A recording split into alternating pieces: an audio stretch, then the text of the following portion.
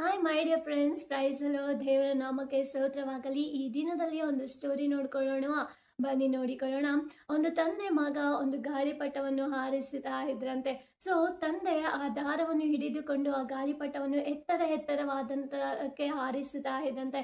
ಇದನ್ನು ನೋಡುತ್ತಾ ಇದ್ದಂತ ಮಗ ಏನಂದ್ರೆ, ಡ್ಯಾಡಿ ಇದು ಇನ್ನೂ ಹೈಟ್ ಆಗಿ ಹೋಗ್ತಾ ಇದೆಯಲ್ಲ, ನೀವು ದಾರ ಬಿಟ್ರೆ ಇನ್ನೂ ಸ್ವಲ್ಪ ಹೈಟ್ ಆಗಿ ಅದು ಹಾರುತ್ತೆ ಎಂಬುದಾಗಿ ಹೇಳಿದಂತೆ.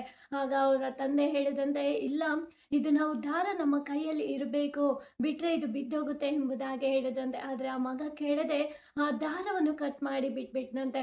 ಕಟ್ ಮಾಡಿ ಬಿಟ್ಟಿದ ಕೂಡಲೇ ಆ ಗಾಳಿಪಟ ಏನಾಯ್ತಂದ್ರೆ ಆ ಕಡೆ ಈ ಕಡೆ ಹಾರಾಡುತ್ತಾ ಅದು ಸರಿಯಾಗಿ ಅದು ಎತ್ತರಕ್ಕೆ ಹೋಗದೆ ಕೆಳಗೆ ಬಿದ್ದು ಹೋಯ್ತಂತೆ.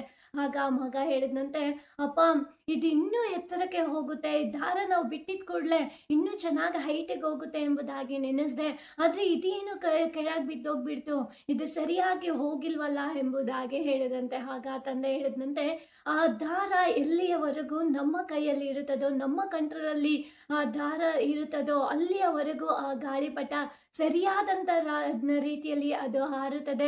ಯಾವಾಗ ಅದು ನಮ್ಮ ಕಂಟ್ರೋಲ್ ಮೀರಿ ನಾವು ಕೈ ಬಿಡ್ತೇವೋ ಅವಾಗ ಅದು ಕೆಳಗೆ ಬಿದ್ದು ಹೋಗ್ಬಿಡುತ್ತದೆ, ಅದಕ್ಕೆ ಹಾರೋದಿಕ್ಕೆ ಆಗೋದಿಲ್ಲ ಎಂಬುದಾಗಿ ಆ ತಂದೆ ಹೇಳಿದಂತೆ.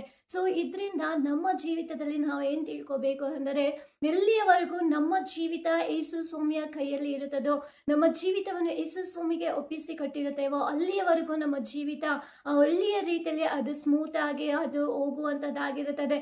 ಯಾವಾಗ ನಾವು ಈ ಲೋಕದಲ್ಲಿ ನಾವು ಚೆನ್ನಾಗಿದ್ದೇವಲ್ಲ, ಸಮೃದ್ಧಿಯಾಗಿದ್ದೇವಲ್ಲ ಎಂಬುದಾಗಿ ನೆನೆಸಿಕೊಂಡು ದೇವರನ್ನು ಮರೆತು ದೇವರಿಂದ ದೂರ ಹೋಗುವಾಗ ನಾವು ಈ ಲೋಕದಲ್ಲಿ ಬರುವಂತ ಶೋಧನೆ ಎಂಬ ಗಾಳಿಗಳಿಗೆ ನಾವು ಸಿಕ್ಕಿಕೊಂಡು ಇವತ್ತು ತಳ್ಳಾಡುವವರಾಗಿದ್ದೇವೆ, ಒದ್ದಾಡಿ ಇವತ್ತು ಬಿದ್ದು ಹೋಗುವವರಾಗಿದ್ದೇವೆ. ಸೊ ಇವತ್ತು ನಮ್ಮ ಲೈಫ್ ಇವತ್ತು ಯಾರ ಕೈಯಲ್ಲಿ ಇದೆ, ಯಾರ ಕಂಟ್ರೋಲ್ ಅಲ್ಲಿ ಇದೆ?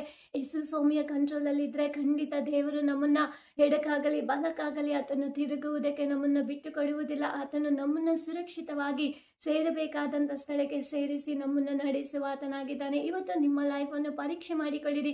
ನಿಮ್ಮ ಲೈಫ್ ಅನ್ನು ಯಾರ ಕಂಟ್ರೋಲ್ ಅಲ್ಲಿ ಕೊಟ್ಟಿದ್ದೀರಾ? ಯೇಸು ಸ್ವಾಮಿ ಕಂಟ್ರೋಲ್ ಅಲ್ಲಿ ಇದೆಯಾ, ಇಲ್ಲ ನಿಮ್ಮ ಕಂಟ್ರೋಲ್ ಅಲ್ಲಿ ನೀವು ಹಿಡಿದುಕೊಂಡಿದ್ದೀರಾ? ನಿಮ್ಮನ್ನು ನೀವು ಪರೀಕ್ಷೆ ಮಾಡಿಕೊಳ್ಳಿರಿ. Thank you. God bless you.